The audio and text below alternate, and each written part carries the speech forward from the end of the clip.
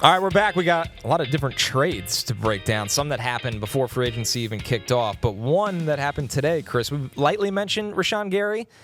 It was weird. It felt like he announced he was released, then he said he was hacked, and then he ends up getting traded. Good for the Packers. They got a 2027 fourth-rounder back for him at least.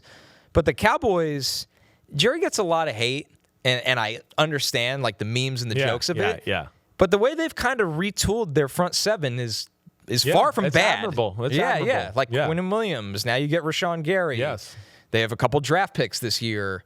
They're going about it in a steady way. Totally. It feels like. Had obviously a line of demarcation which they were willing to give up for Max Crosby, where they were just like, wait, this is too much. We can't do it.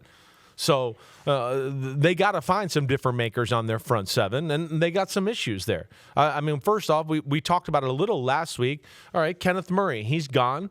He's not there. Demarion Overshawn is awesome middle linebacker, athletic as hell, but he's been injured, and I would still say somewhat raw to a degree. We got Donovan Ezurique, who's having hip surgery. Yeah. You don't know where he's going to be at to start the year. So they need somebody else, like you said, other than Quinn Williams, who can kind of be a force. Rashan Gary's a damn good football player. I mean, he really is. He can rush the passer. He's awesome in the run game. So he's got it all as far as that's concerned. And, yeah, they need this. And I would think that they're going to make another move in the front seven somewhere.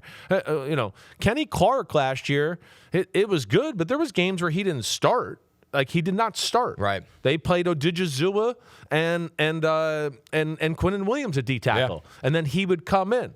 Now, I think he starts here again. But, yeah, we've been talking about them needing to be better in the middle of their defense for quite some time. I don't think they won that Micah trade, but they got a chance here to really – it's not over. The last word hasn't been said. Let's see what they do with these 2 first-round picks this year and some of the trades and the assets they got from that.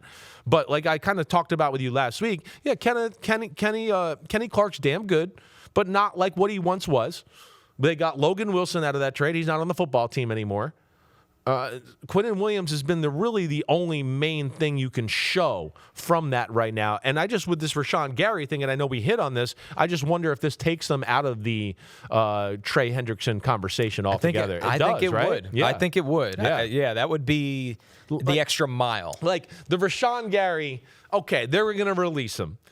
He didn't get hacked. Like, get out of here. He didn't get hacked. If you believe that. He literally, this is what happened. Hey, Rashan, the Packers are probably going to release you today, blah, blah, blah. That goes out there. A few teams call. His agent, the team call and go, hey, why'd you tweet that? We still might trade you. And he doesn't want to, they don't want to lose that value or whatever else there. So then he goes, yeah, I got hacked, blah, blah, blah. He puts the toothpaste back in the bottle, ends up with the Dallas Cowboys. Yo. Thanks for watching, homies. We are now in the NFL season here on Chris Simms Unbuttoned. Hit subscribe to get our weekly picks, game recaps, film deep dives, and much, much more. Thanks again for watching. Subscribe, rate, review. Peace out. You know where to find us.